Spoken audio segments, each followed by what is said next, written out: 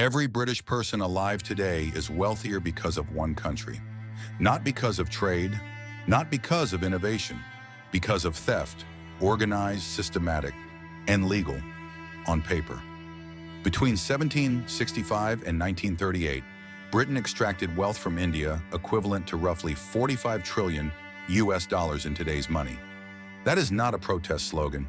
It is the conclusion of a peer-reviewed economic study by Columbia University economist Utsa Patnaik.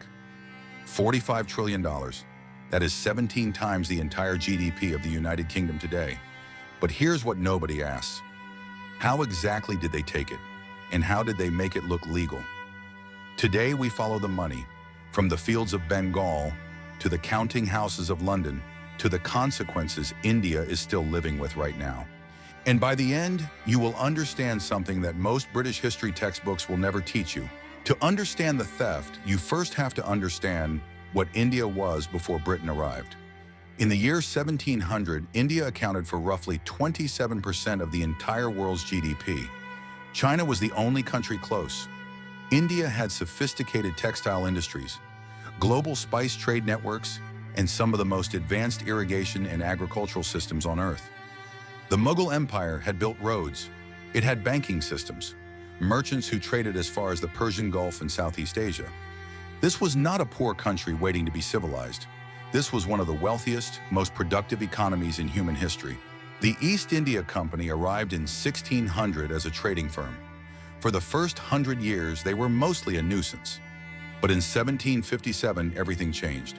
At the Battle of Plassey, company forces defeated the Nawab of Bengal, helped along by a bribed general and a monsoon that stopped his cannons from firing.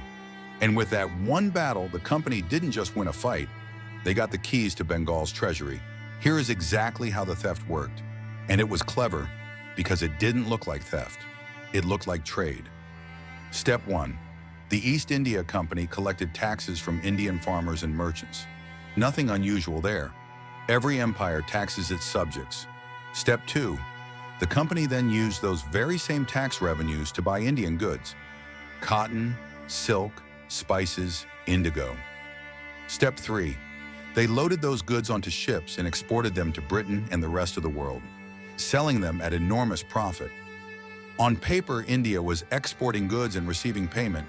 It looked like a normal trade relationship, but here is what they never told you. The payment was made in India's own money. Think about that for a moment.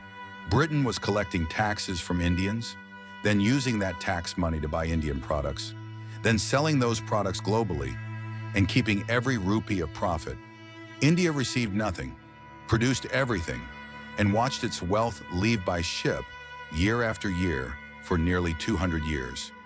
This is what economist Utsa Patnaik calls the drain of wealth, and it ran at full scale from 1765 all the way to 1938. India's share of global GDP collapsed from 27% in 1700 to just under 4% by the time independence came in 1947. In 2 centuries, one of the world's wealthiest economies was reduced to one of its poorest. But the financial drain is only part of the story, because there is something worse than what they took.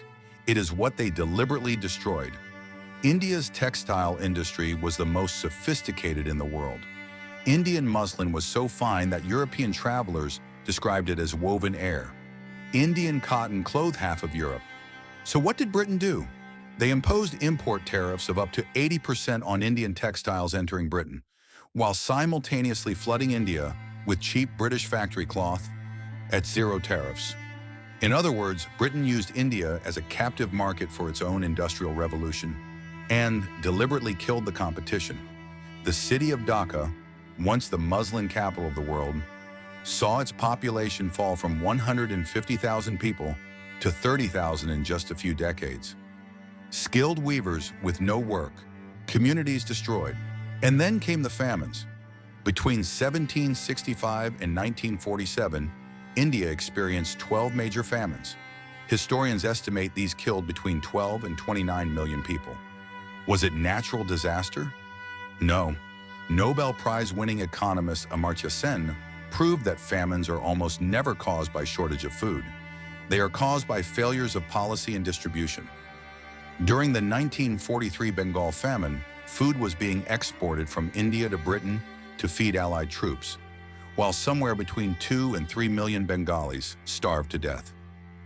Winston Churchill, when told of the famine, reportedly said, and I quote, "It is their own fault for breeding like rabbits." In 2019, a study in the journal Geophysical Research Letters confirmed what historians had long argued.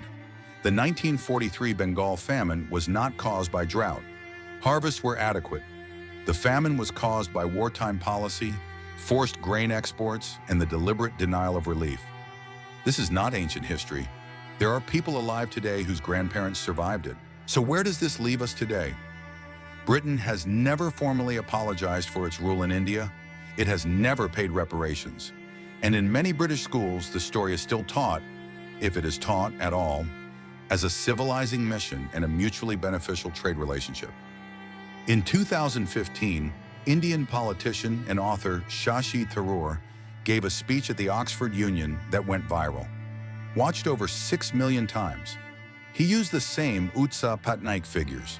He talked about deindustrialization, he talked about the famines, and he asked one question. When Britain says it gave India railways and roads, did anyone ask if India wanted them? And who actually paid for them? The answer, as we now know, is that India paid for all of it, with its own tax revenue and its own blood. Some historians push back on the $45 trillion figure, arguing the methodology involves assumptions about compound interest over centuries. That is a fair point. So let's take the most conservative possible view. Cut the number in half. You still have the single largest transfer of wealth in all of recorded human history. India today is the world's 5th largest economy, growing faster than almost any nation on Earth. But imagine what that trajectory looks like if 200 years of extraction never happened. If those $45 trillion had stayed in the subcontinent. You cannot undo history, but you can understand it accurately. Britain built an empire on the wealth of others. India was not the only country it exploited, but India was the largest, the richest, and the most systematically drained. The $45 trillion figure is not just a number. It is the price of famines, collapsed industries, destroyed universities, and 2 centuries of stolen futures. You will never look at the phrase the British Empire the same way again.